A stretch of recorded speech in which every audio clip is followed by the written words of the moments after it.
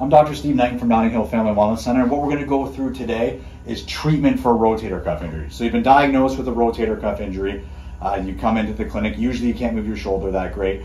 What we do in most cases, we start with an IFC machine. So it's a suction IFC. Think of a doctor hose as a bicycle. Well, this is a monster truck. And what this does, it loosens up the tissue, gets some of the scar tissue broken up, and definitely gets the shoulder moving better. Once that's finished, we usually run it for 10-12 minutes with the heat pack. We go into some ART. That's muscle stripping with a little bit of motion. There's a bunch of different techniques we'll use, but essentially it's a version of me poking on your shoulder and beating you up pretty good to get everything moving.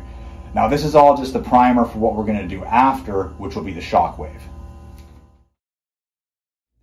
So after we do the IFC, the heat, and some ART on the shoulder, we usually go into something called the Shockwave. The Shockwave is a pneumatic gun. There's a bullet in the tube that hits back and forth. And let me turn it on. And essentially the bullet comes back and it breaks up scar tissue.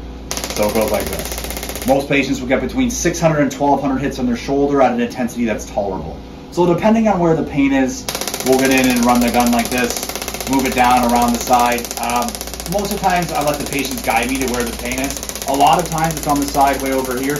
And if it is the biceps tendon, which I went into in the anatomy video, we will move it to the front of the arm and work the biceps. The odd time will come down more into the triceps and even over into the inside of the shoulder blades to work and stuff. I'll hold patients' arms at certain angles to get into certain muscles a little bit more, but the grand scheme of things, we run the Shockwave for up to 1200 times with a pain tolerance that is acceptable for the patient, give them some icing instructions and some exercises and some things not to do, and send them on their way.